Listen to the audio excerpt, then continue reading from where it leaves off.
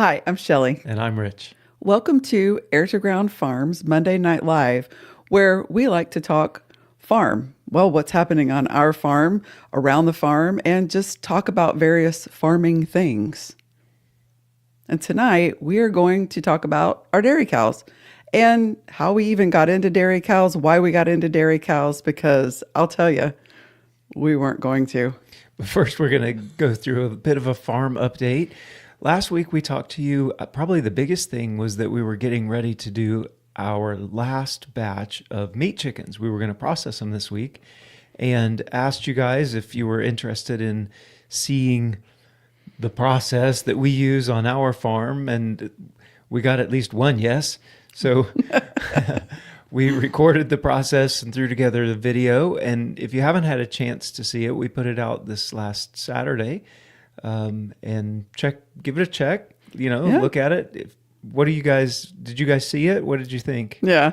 It was a really easy time. Actually, we did 22 birds. They're just for ourselves. And one day we processed them, got them in the cold water. They hung out overnight. And then the next day, Rich and I, just the two of us, we cut them up in the kitchen, got them into Ziploc. Well, not Ziploc. What was it? What is it? Vacuum seal. Vacuum seal. Thank you. We got them vacuum sealed and put into the freezer. So other than going and picking up one last load that's at the processor, we'll have to go get them this week. Ready for pickup.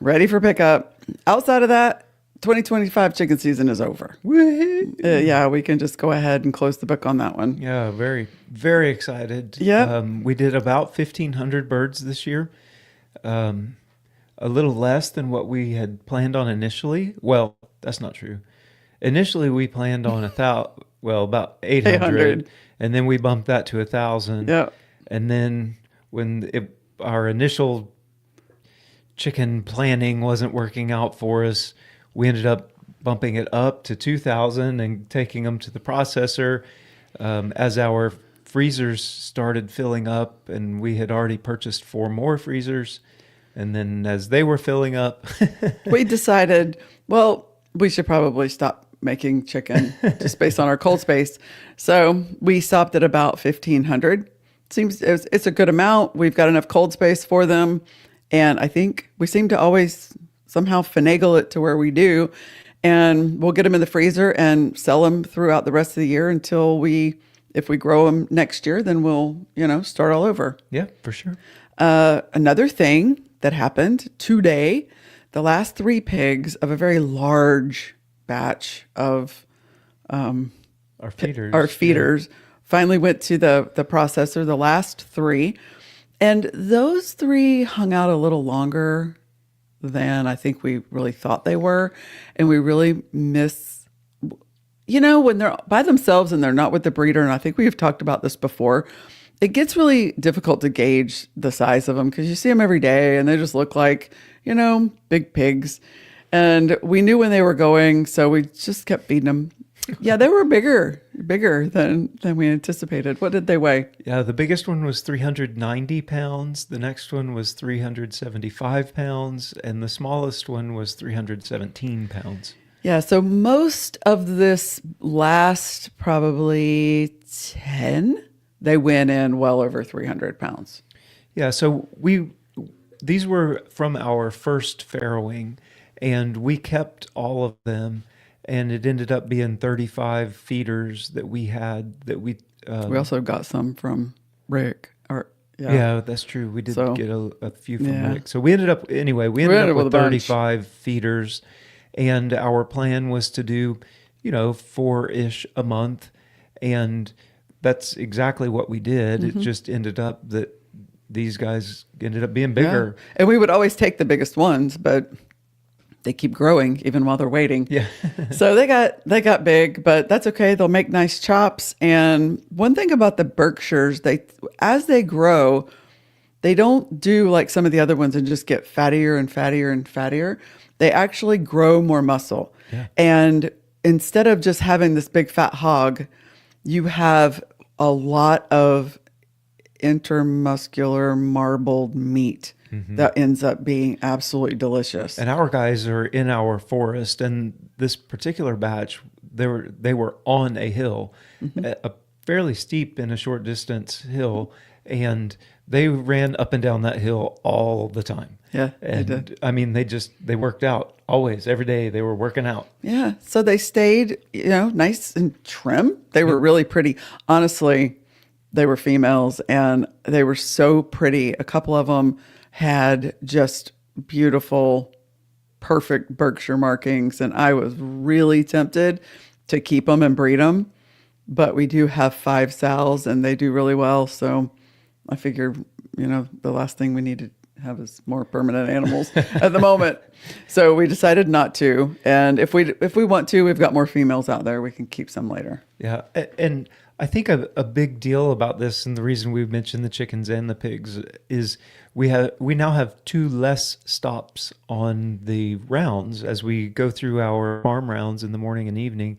Anytime you can remove a stop, it just saves so much time from all the way to planning the feed, to dipping the feed, to hauling the feed, to stopping and giving the feed and the water. And so it's a fairly significant thing when you remove a stop. Yes. And so this was like in 1 week, we've removed 2 stops. Yeah. So that's exciting. We like it when it starts happening. Yeah. We do. We love it. And then we like it when it ends. Yeah. Because it just, I don't know, it's change. And that's another thing about farming. This is the constant change, the cycles of the seasons, the cycles of not just the seasons of the planet, like spring and fall and all that, but the seasons of growth to what we're growing. Do you want to get to some comments? Oh yeah, sure. So we have some check-ins. Obviously, at first, Phil checked in first. Phil from Washburn. We're looking at retirement jobs for some. Oh, sorry, this is the second one. So the first one Phil said was, "Hi everyone, beautiful day here. Looks like we'll be finally getting some cooler weather starting tomorrow." And then chicken math is for real and is at play at Phil's farm. They had a hen go broody, and so they put some eggs under her, and 8 of them hatched a week with no losses. Yeah. To which I replied, "Chicken math is actually a real thing." Yeah, it is. We are experiencing chicken math. Yeah, some subtraction, I guess, this time. Normally, chicken math is addition. Yeah, it's sometimes it multiplies. Right. So Phil's saying that they're looking for retirement jobs for some of their past prime hens. At about somewhere 2 to 3 years, the hens start slowing down how much they lay, but they don't slow down how much they eat. So it becomes time for them to, I don't know, go to freezer camp or get a different job. And so Phil's saying that they're looking for a job for their past prime hens and maybe adding some of the broody hens to the flock so that they can, fill the freezer. Yeah. And he was saying that the roos won't be Cornish crosses, but they do fill the freezer, and that's absolutely true. We incubated some eggs a couple of years ago, and just to practice to say that we had done it, and it works. We hatched some eggs. Putting them under a broody hen is way easier. Let the hen take care of those babies, and that's a great way of doing business, I think. Carol says hello from Harleysville, Pennsylvania. Hi, Carol. And Anna says hello from Lakeland. Hello, everyone. Good evening. Yeah, Anna says, I hope everyone watching will hit the thumbs up button. Yeah, please do that. Farmhand Huck says hello from the long pasture. Good evening. Hope everything is good out there. Yeah. Then Anna says that she enjoyed the chicken processing video. Oh, fantastic. Awesome. Homestead Jude says hello from West Virginia, having a beautiful fall day here. Oh, that's nice. Kim Markham, Mom, says hello, kids, from Mom and Dad in North Carolina. Good evening. Phil says watched and picked up some good insights on the dispatch. Watched the chicken video. Oh, good. Carol says, great chicken video. Shelley, impressed with how easy it was for you to take the heads off the chickens. They're really easy. But yeah, you really just twist and pull. Well, if you noticed, she started it with the knife, and you just sort of cut all of the connective tissues around the bones, and then it just... And you just twist and Twist it pops right right off. Yeah. Susie Q says, hello, y'all. Hey, y'all. Mary says, did see the chicken processing video. We have 5 young Rhode Island red roosters that will get the same treatment, LOL. Time to go to camp. And then Anna says, I hope that you will include the piecing out of the chickens the next time you harvest any. We talked about it. We actually were going to make a video. We have done one on how to cut up a whole chicken. And so we were like, we'll just cut it up this time. Okay, next time we'll do that. Yeah, next time. One thing I will say is that we have a Featherman parting cone.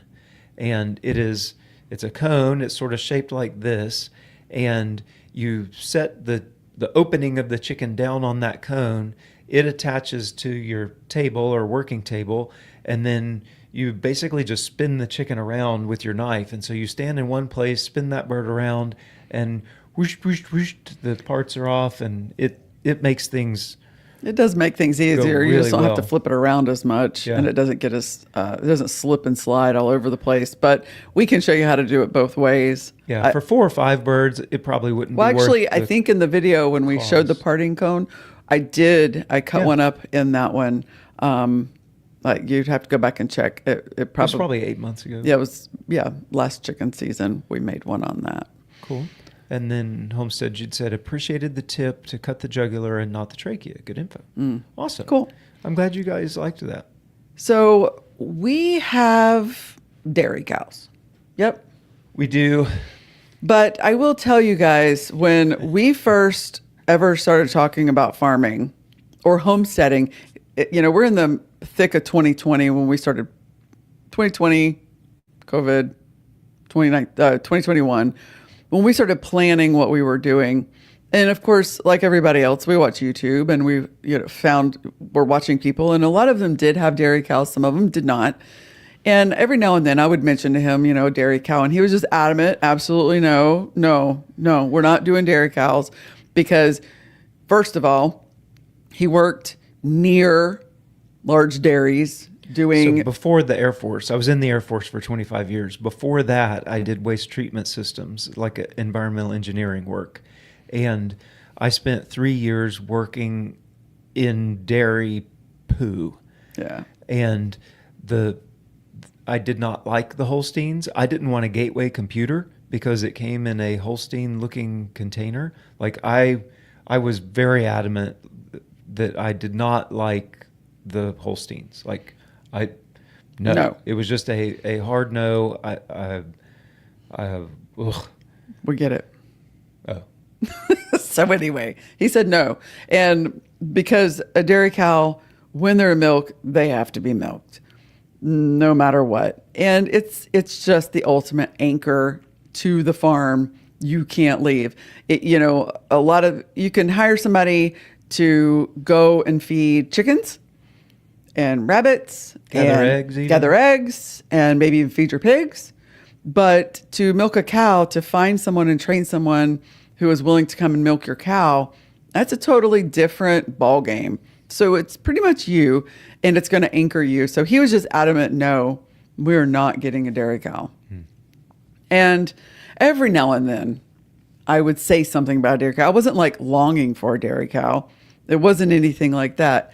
Just as we were building the farm, it kind of started feeling like if we didn't have one, as we were making and producing our own food, it felt like there would be almost like something missing that I didn't know even what it would really provide. I mean, like, what it's going to provide, but you don't really get it until you get it. And we were we were building the farm. Actually, we're still building the house. Yeah. We were building the house, and it was winter. And so, you can only work so much in the winter. And he comes out of the living room and he's like, hey, I found this post. There are 15 A2. We'll explain that in a minute. We'll get to it. A2 Jersey heifers for sale in Ava, Missouri. And he found this on a National Milk Cow Facebook group. and was like, oh, really? Wow. Because normally you don't have to go far and wide to find something that you're wanting. And it was literally right here in our town. And he was like, what do you think? And he started questioning me, what did I think? And I was like, well, let's go look. Let's set it up. And let's go look. So I set it up and we went and looked. And I get out of the car and the chick meets us out there, in the driveway.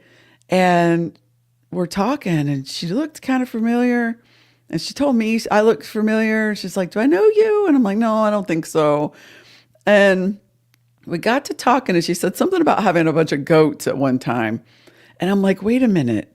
I have met you. We had a conversation about dogs and sheep and goats and all that in the lobby of the vet. So we had quite a conversation and really hit it off, totally made from same cloth.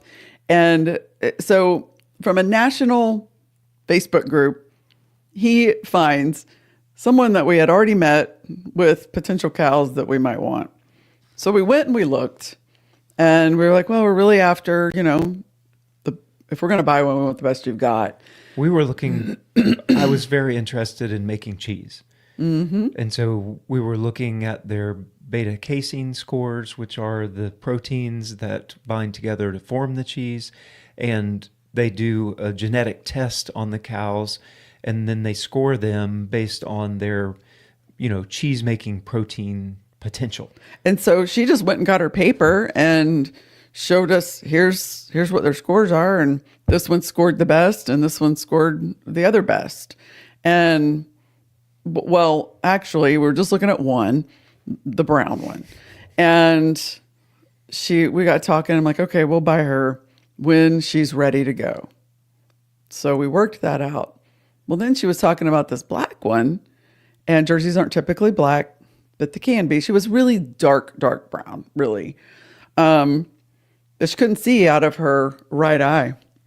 And she was definitely not Jersey markings. No, she did not look like, oh, she's a Jersey. She's so pretty. Nope. She looked like a black cow and blind in one eye.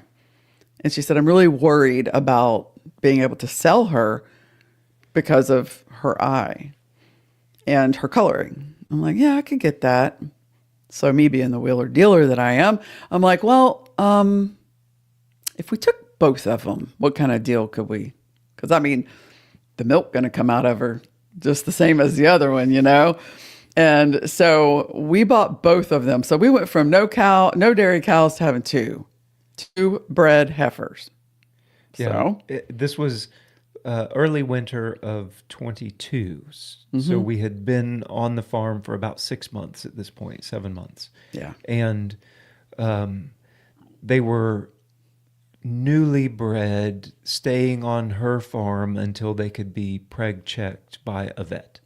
So then a few months later, she gave us a ring and said it was time to pick them up. So we have a picture to share with you. This is Happy and Betty in the training pen, or in this case, calming pen. They had just gotten off of the truck, and we were holding them in this pen to get used to us and get used to the farm. Mm-hmm. And we actually did train them to hot wire in this same pen, exactly like we talked about last week with this training pen. Behind them, you can see we made them little shade areas. We used cattle panels and just wrapped tarp around the cattle panel.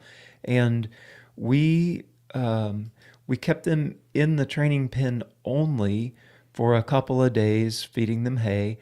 And then once we knew that they were trained to the electric wire, then we let them out to graze. But their water was in that training pen, and we always fed them in that training pen. And that started us training them to us. Yeah, because you have to remember, we didn't have dairy cows growing up. No. We didn't know how to milk a cow. They didn't teach how to milk a cow and how to train a heifer to be milked in the Air Force. They didn't. But there are a lot of resources out there. And, this one, if any of you are even considering getting a milk cow, This book is Keeping a Family Milk Cow by Joanne Groman, sorry.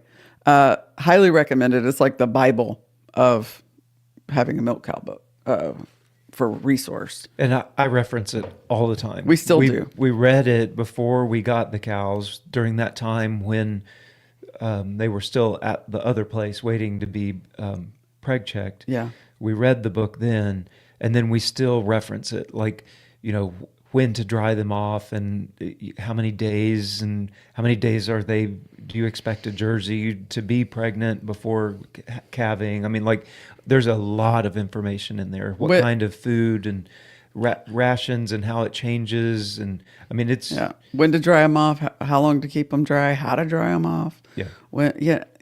How long to keep them in milk. All the information in that book. And that's the knowledge that we got. But there's no knowledge like experience. Yeah. One of the things that we knew that we wanted was to gentle train them. We didn't want to, you know, put a halter on them and tie them to a post. And like a lot of the things that you hear that people have to do to train their cows. We wanted a relationship. We wanted them to trust us and vice versa. Yeah. And so we had time because they came on the farm in April. Mm-hmm. And we didn't calve. The first one didn't come until December. So we had all that time to prepare for and get them ready and us ready and really build the relationship before it was time to, you know, start pulling on their teats. Because when we first got them, they were a little wild. They were crazy. Mm-hmm. They're crazy. They were Happy and Black Betty. Yeah, we named them that because Happy had white markings on one of her sides. It looked like somebody had drawn a smiley face emoji on her side. Yeah. And then we named the other one Betty because of Black Betty Bam-a-lam. Yeah, you know the song. So anyway, so we got them. We started training them. We spent time with them. And then it got to be like literally the end of November after Thanksgiving. And we're like, so these cows are going to have calves.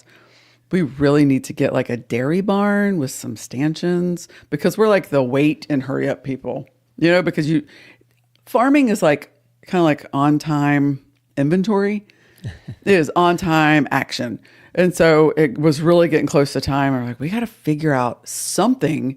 I don't want them in the barn here. We need something to milk them in. The barn, meaning it's attached to our house. Like the property appraiser said, that's not a barn, it's a carport. Yeah. So it's like really attached. It was not like milking in that wasn't an option, or isn't. It's just not an option. No. Not those guys. You already shot that picture. So we set out. Maybe you can tell from this photo.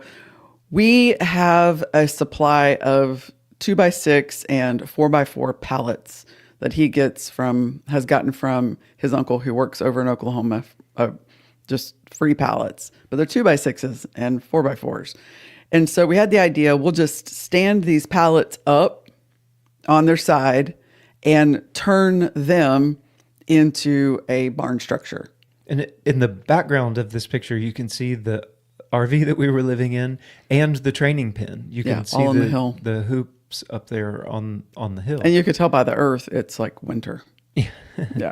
Yeah. It was cold. So we started standing these pallets up. We did. And that was connecting them like Legos. Stood them up. And then here you can see it coming together as we started connecting them with 2x4s. And we had to put four 4x4s in the ground on the front as an anchor. And then everything else is connected and anchored to those. And yeah, we just kind of started zipping it together. Yeah.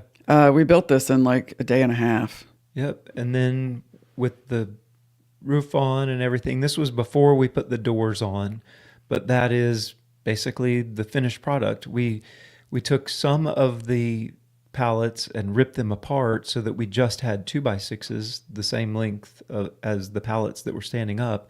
And we just filled in the gaps that were left because it's a pallet. Yeah. We just filled in the gaps with the 2x6s from the other pallets. Mm-hmm. And the 4x4s across the front really provide the stability of the whole thing.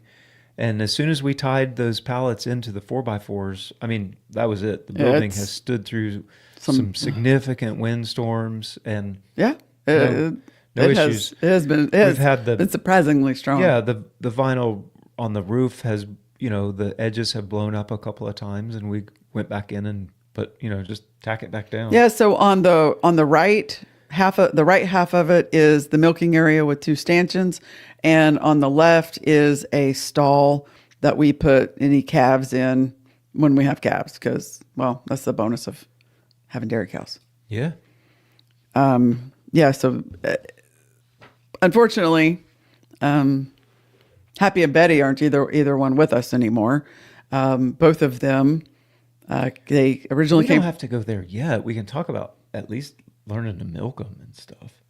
I was just following my notes. I know, but you're jumping to the bad news before we even showed milking. All right. Sorry. I wanted day one. I got a day one first milking picture. Do you? I do. Day one. First milking right there. So Happy had her calf first. It was negative 13. What's that? Negative 13. It was negative 13 degrees.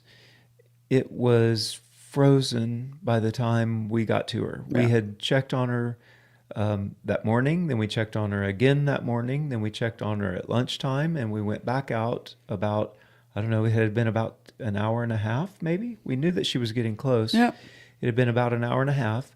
And we got out there and the calf was frozen. It was frozen. So, that doesn't mean anything. I mean, you still got to milk the cow, right? Because she's had a calf and she's now coming into milk. And so it was a little unexpected. It was expected, but unexpected. It was a really bad time. It was so cold. We were having the worst cold blast, Arctic, whatever.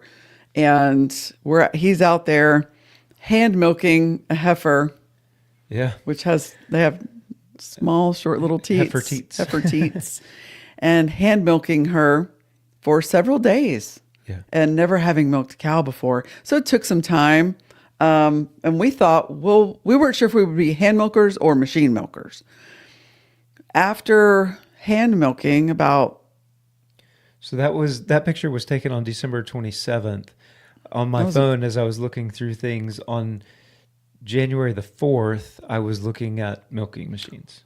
Well, that was Michaela's birthday, and we had gone to a birthday party, and our friend, we were talking about it, and she said, I have a milking machine I've never used and I'm not using. Would you like to try it? And I was like, yeah, sure.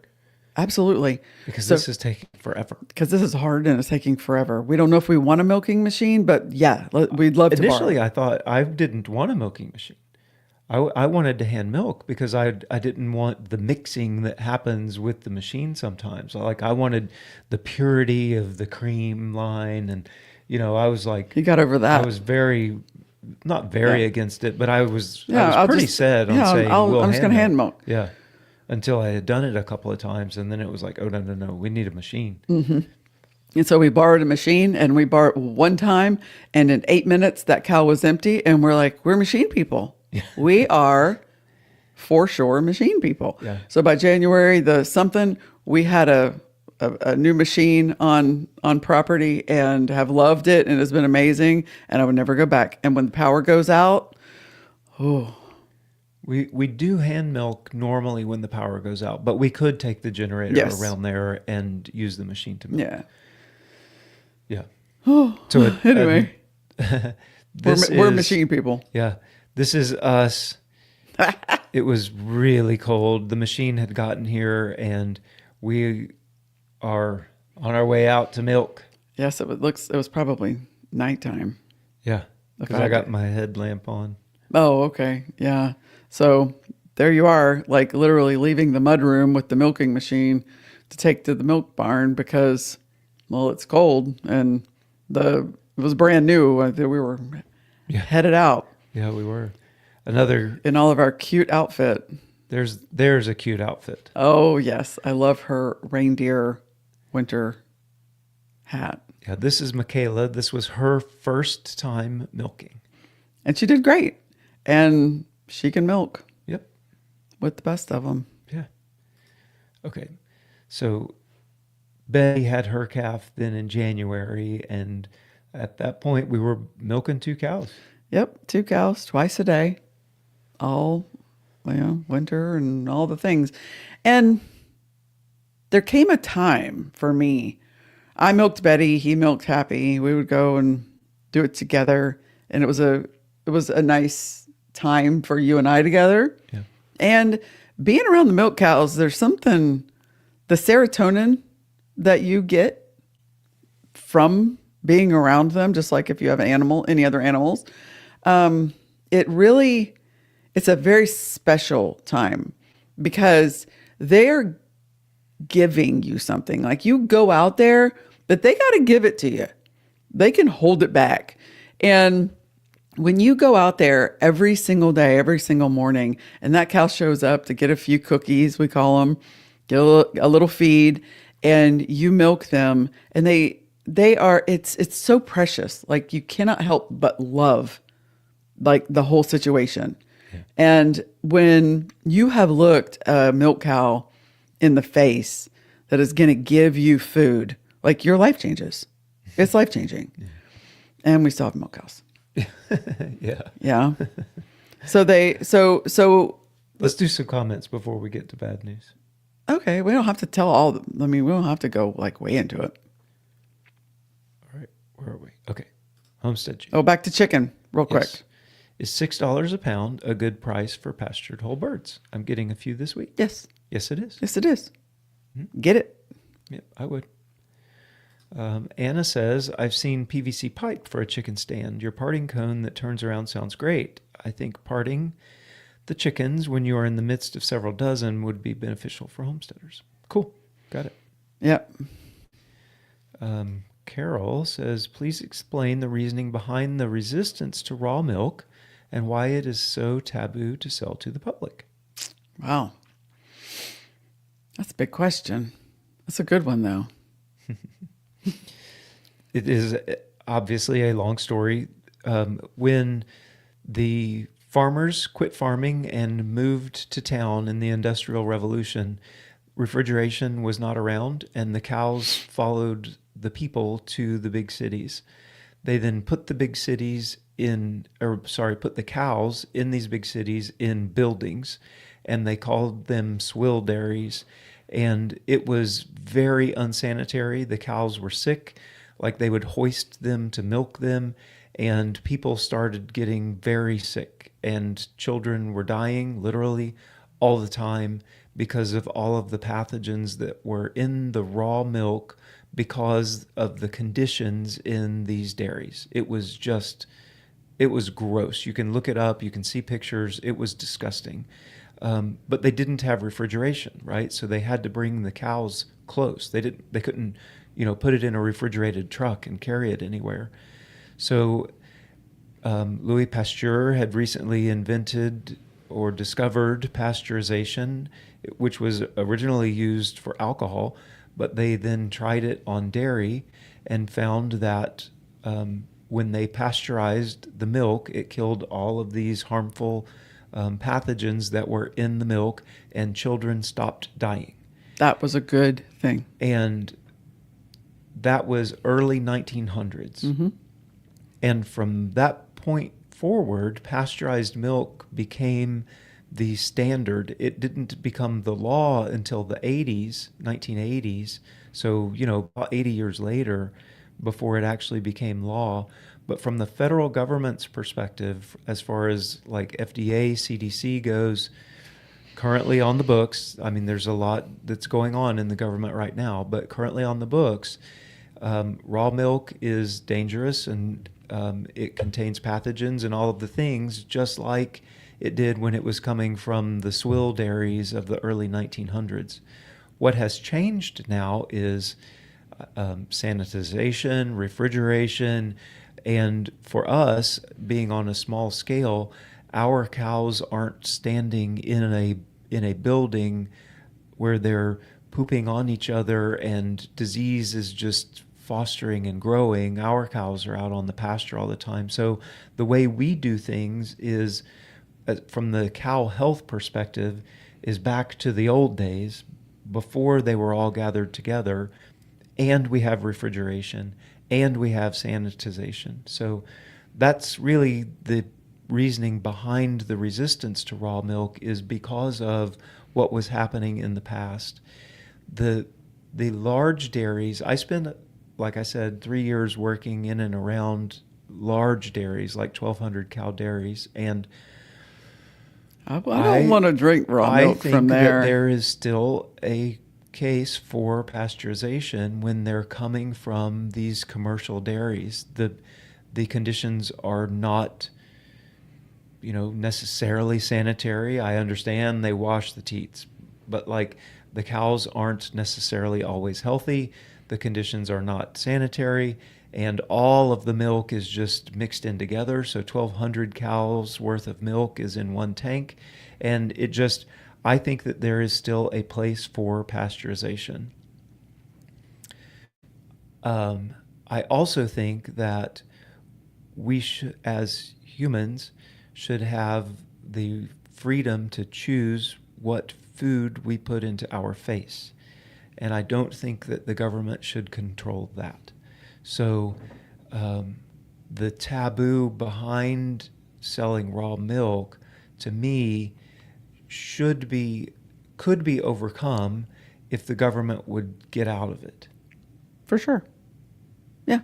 It's making a huge comeback for reasons. There are reasons that we're hearing more about raw milk, which I don't even like to call it raw. I like to call it natural. It's just its natural state.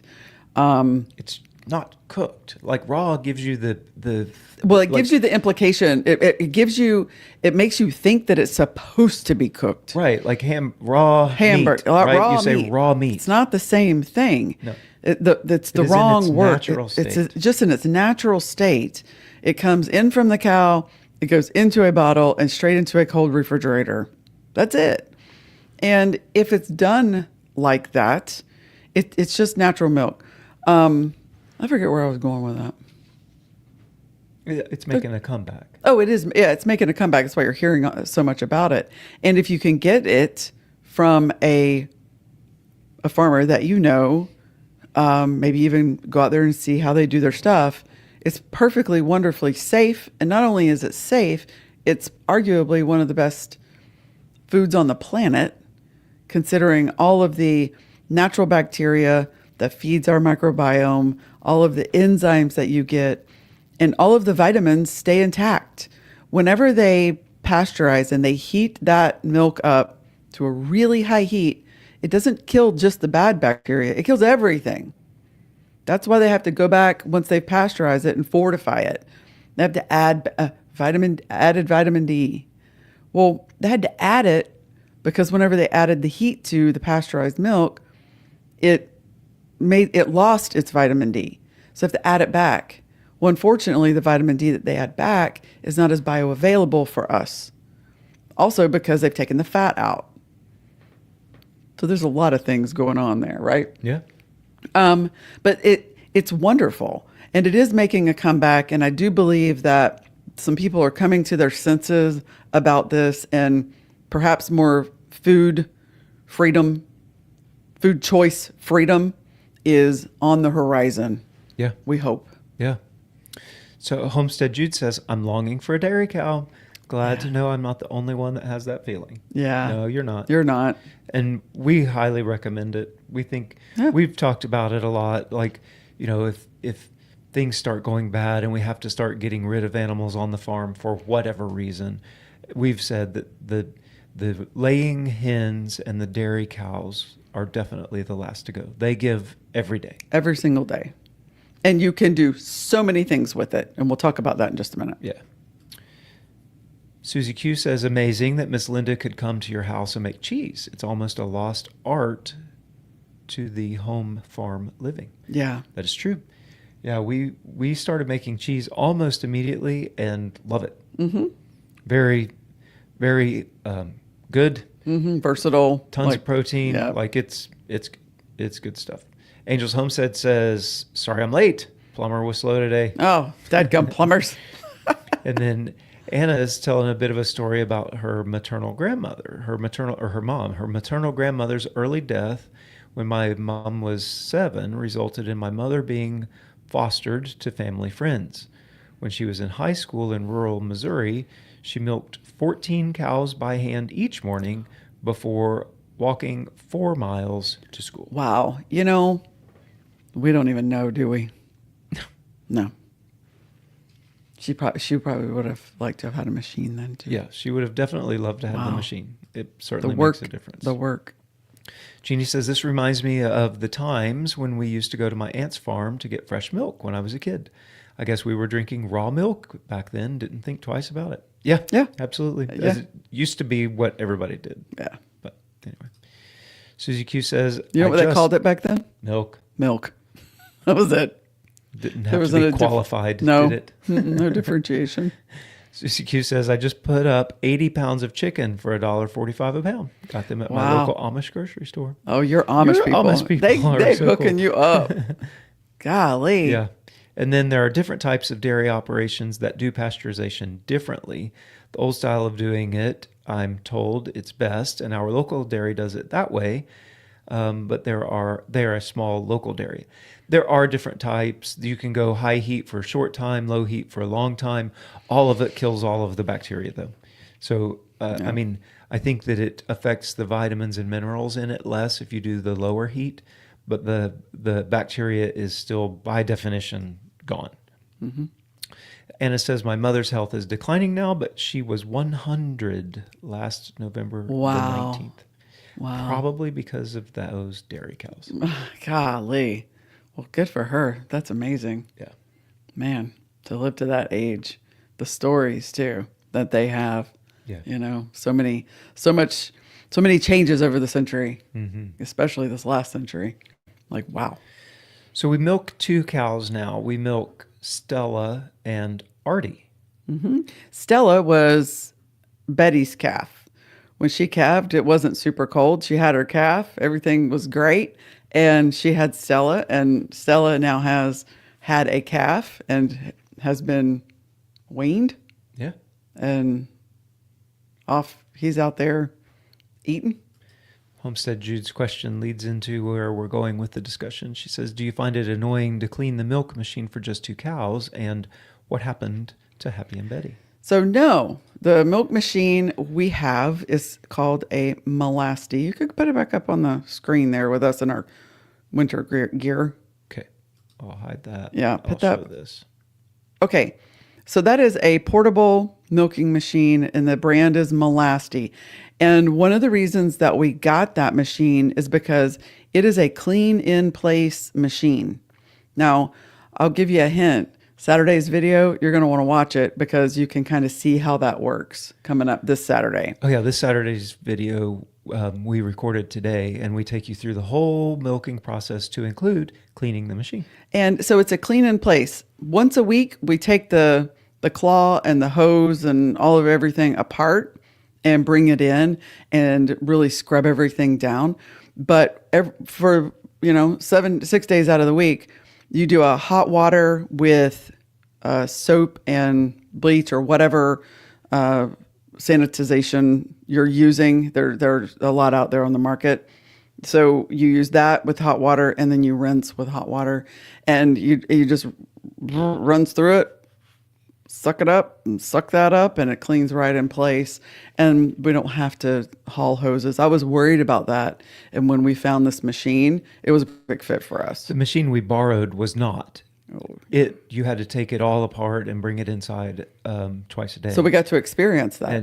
And so we didn't love that. We knew we wanted a machine, but we didn't necessarily like that. So after more research, we found this Melasti machine. It is sold by MIDI Supply in the United States. It's a Turkish-made machine. We have a couple of videos about the Melasti milking machine. We are not affiliated with them in any way, but we just made the videos because we like the machine and we recommend it. Yeah. So you might want to check those videos out.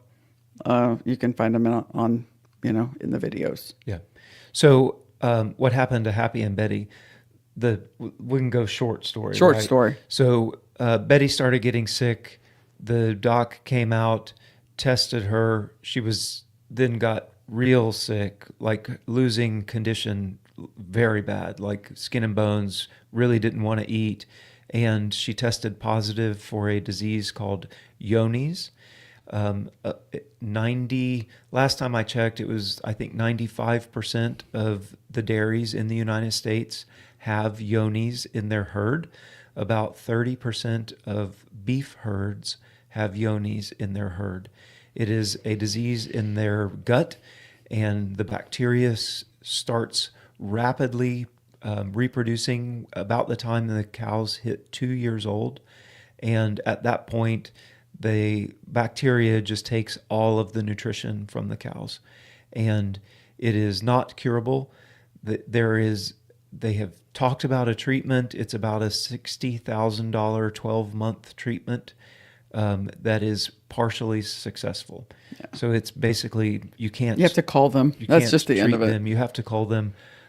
For Betty, she was very ill, and we got the call that she was positive for Johne's, and I went out and dispatched her. Yeah. Dispatched her. Yeah. It just had to. Like, when we got the call, I went out and did it right then. Yeah. Like, because it is spread through their manure, and she was basically infecting everything. Yeah. And Happy recently was diagnosed with the same thing. Now we tested everybody, and only Betty at the time tested positive. So Happy was fine. She tested negative. Cool. We were very, very happy. And then, 2 years later, the bacteria load, she had it. Just the load wasn't high enough for it to show positive on the test. We believe because Happy and Betty both came from dairies, they were just, young calves when they left the dairy. We believe that they both picked it up at the dairy. Yeah. And so we've had to call both of them.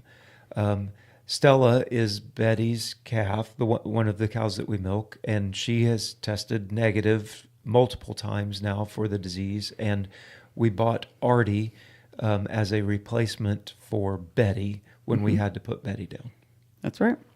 And these things happen. And when it happens to your dairy cows, it's the worst. Yep. That's like the worst of all of the realities of farming. That's the worst reality. So I think the lesson learned for that, and what we've talked about, is I don't think that we would buy a dairy cow less than 2 years old again. Mm-mm. I believe that having them as a heifer so you can train them the way you want them to be is less important than having a negative test. If we buy another one, we will, if the need arises, we will find someone. We will insist on all of the tests, and they need to be probably 3 years old. And I would probably even pay, if I could find it local, I would even pay for a vet to go do a vet check on them. Yeah. And make sure that they are good and healthy and exactly what that owner is saying. That's what I would want done. Yeah. Now I would just pay the vet. We need to check it. That you check for Johne's and a bovine viral diarrhea and a bovine leukemia. Those are the 3 tests that are fairly important. Yeah. So anyway, that would be my lesson learned there. Yep. So we are started out as not really knowing a whole lot about raw milk, and now are like huge proponents for raw milk. Big advocates for it. Yeah. Big. I won't drink milk from the store because I think it's pointless. Honestly, because to me at that point it's kind of sugar water. You don't get enough protein out of it. You certainly don't get enough fat out of it. And there's no point for me to drink milk from the store. I do drink the milk that we have because I want all of the other things that come with the milk, and we don't cream it. So because we are ketogenic, there is a lot of carbs in milk because of the sugars in the milk.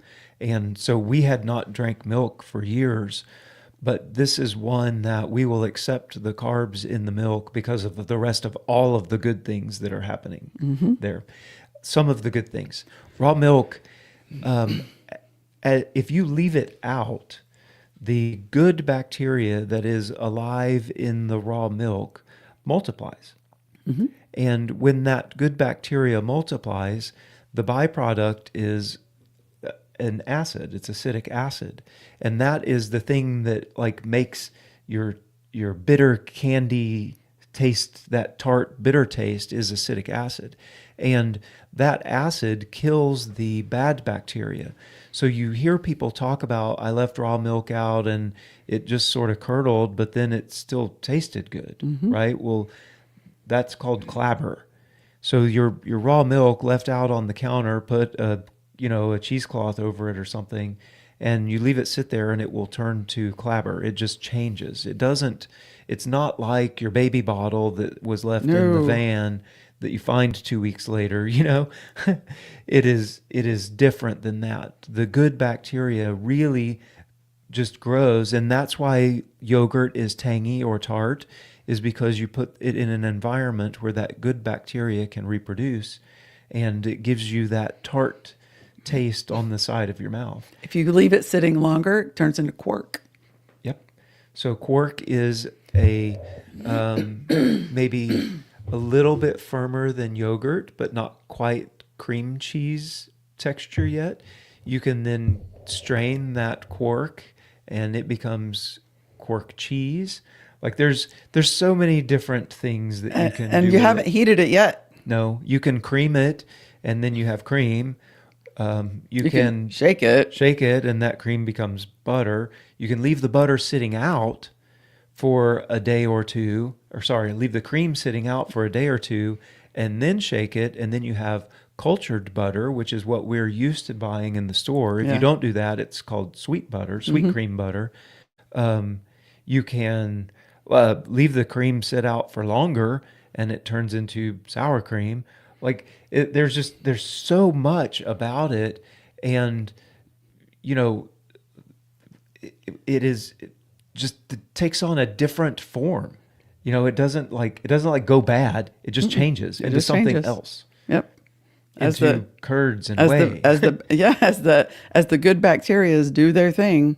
Oh yeah, curds and whey. I have a feeling that she was probably just eating clabber, in the poem. Yeah. And then we already mentioned cheese. What we like to do is, a lot of people refer to it as farm cheese or farmer's cheese. The cheese book that we have calls it paneer. I think technically that's an Indian cheese from India, paneer. And it is you heat the milk to a high heat before you add an acid to it. We normally use vinegar. You can use lemon juice. And the high heat plus the acid causes a chemical reaction. The proteins form a very strong bond, and that makes the cheese such that you can fry it in a pan. So we will form it normally. We'll form it, and then in a cheese press, and then you can slice it and fry it, and you have fried paneer, and it's delicious. Mm-hmm. Got a couple of questions. Oh, scroll a little bit. Questions. Yeah. Goodness. Yeah. Scroll down. There we go. Trisha says, late to the party. At least I caught the last little bit. Yeah, glad you made it. Good to have you. Carol says, what is the life expectancy of a dairy cow if it lives a natural life, and how many of those years can they be bred? 15, 20 years? I've heard, I don't think 15 is abnormal. No. I think if you start getting closer to 20, that's abnormal, and they'll have a calf every year. Every year. Every year. Yep. Susie Q says that she buys raw milk from her Amish farm and makes yogurt with it. Oh, yeah. Yeah. And where are we? Gregory says brucellosis, calf hood vaccination is also important. Yes. Yeah. Yep. Anna, I didn't buy milk from the grocery store for a while, making do with non-fat dried milk for coffee creamer. Bought a half a gallon and thought it had already gone bad. Right? Yeah, right. Yeah. And then the tastelessness was distressing. I remember loving whole milk growing up. Yeah. Yeah. And once you taste real milk, Yeah. like that Natural milk. natural milk, and you then have milk from the grocery store. Yeah, Michaela was like, "Ugh." Yeah. she'll drink it, but get the organic kind, Yeah. but there's so much difference. Then Anna asks, how often do you breed your 2 milk cows? We have them now, they're offset when they're calving. So we breed them every year. So the cow's gestation period is 9 months. After they calve, wait about 3 months, and then they'll start cycling again.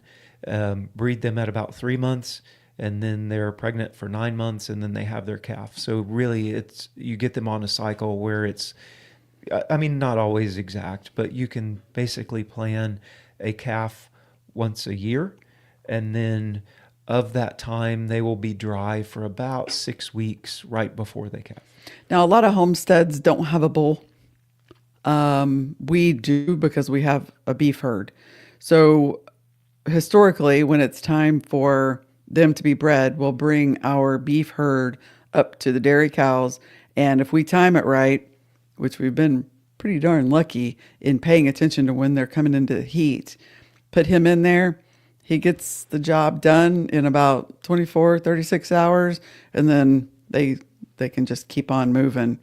And that's the surest way to get a Jersey bred, because they don't take AI, artificial insemination, as good as some of the other beef breeds. So we use our beef bull breed to our dairy cows. So that's called beef on dairy.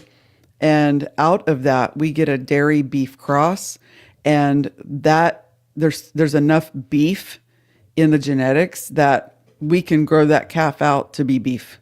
That's right. Or if it's a female calf, we add them to the beef herd as well, and we just have a really high producing beef mama. Yeah. So and it's working really well. Yeah, it's good. Homestead Jude says, I've found that the high fat content of Jersey milk makes it difficult to form the curd to make mozz. So I skim some of the cream off, get mozz and butter from the same gallon. Oh, that's awesome. Mm-hmm. I think I had to do that. We skimmed ours as well when we were making mozz. Yeah. And then once you make that mozz, you take the whey and make ricotta. You can make ricotta after that. Yeah. It's awesome. Carol is enjoying the discussion and says, thank you. Gregory says, do you AI your cows to have possibly heifers for replacements? We don't. We've talked about it, but we don't. And that's this whole discussion. Yeah. Right now, we're more interested in the beef coming out of them. We will probably, when it becomes time to replace them, we will probably just buy another milk cow. Yeah. And then Anna says, is your beef bull the same type A1, A2 as your dairy cows? So the dairy cows are A2, A2. We didn't talk enough about that. Maybe another time. Okay. But I don't know. There's a high likelihood that we raise Red Devon. There's a high likelihood that they are A2, but we haven't tested them. And that's another reason that we don't try to keep the heifers as milk cows that we're having from our beef on dairy. They just go out to the beef herd because we have, both of our cows are A2, A2. And a lot of people, not a lot, some people have digestive issues with milk. And a lot of those people who have digestive issues with milk think that they are lactose intolerant, when in reality, they are A1 intolerant.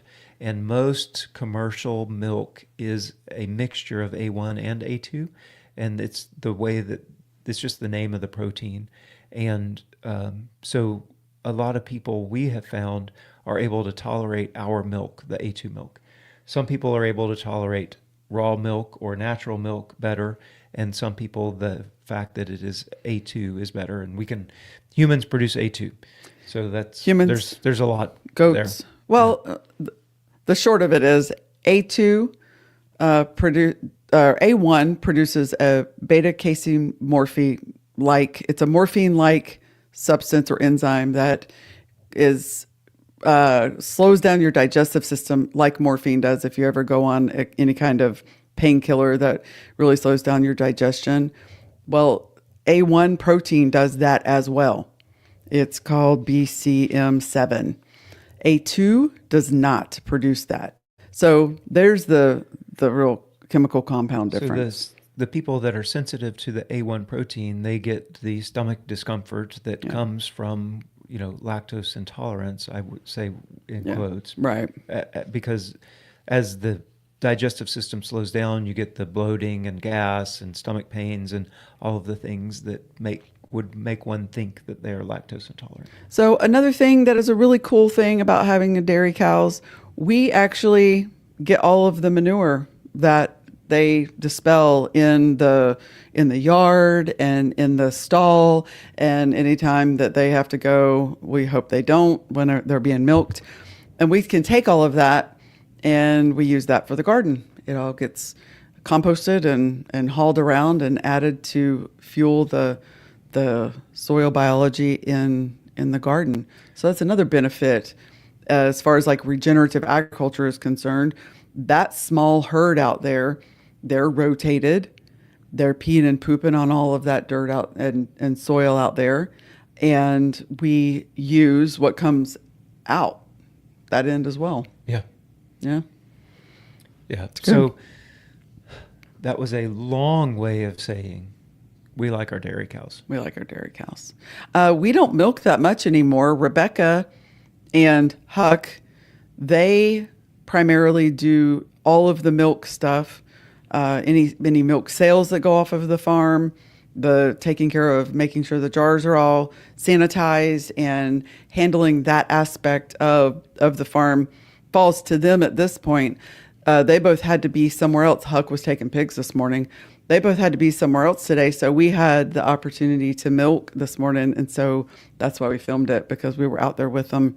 Even though we do enjoy it, we don't do it that much. So that's just kind of the who's it's, what's it. We have a rhythm, but it doesn't always involve us. That's true. Yeah. It's a team around here now, for sure. Well, I think we got to all of the questions. No, I don't think that. Is the A2? So Gregory says, is it expensive to test for A2? No. No. It takes, I think it's either 50 or 60 tail hairs with the root. You send it to University of California, Davis. I believe it's a $25 test. Yep. UC Davis. Send it to them. Some friends of ours just did it, and it was no big deal. Yeah. Very easy. You don't need the vet. Like, it's just, you just pull their tail hairs. Not that they'll be happy with you pulling their tail hairs out, but. Now, a dairy cow is the biggest commitment that you could have outside of your children. But it's also, to me, one of the most bestest that you would have on the farm. If you're considering it, I would do it. Yeah. All told. Think about it. But, I'll think about it for sure. I would do it again, right? Like, we've had them now for almost 4 years, and I would not say don't get one. Oh, no. I would say do get one, but you do have to think about the commitment. It is a commitment. It is a commitment, for sure. Hey, thank you guys so much for hanging out with us again on this Monday Night Live. Yeah, for sure. Yeah, I think we covered everything about the dairy cows. We don't tell you enough how much we love the engagement with you guys. The comments really keep this conversation flowing, and it makes it so much easier for us on this side of things. So thank you very much for all of your comments. Check out the video that's coming up Saturday, and you'll see us out there with Stella and Artie. And we don't do a whole lot of talking and explaining, but we do just take you through. Show you what we do. Here's a peaceful morning milking the cows. And if you know anybody who would like to see that video, also make sure to share it with your friends and your family. And that way, more people get to see it. Yeah, for sure. Thank you. All right. Well, thanks for hanging out with us. And until next time, bye, y'all. Bye, guys.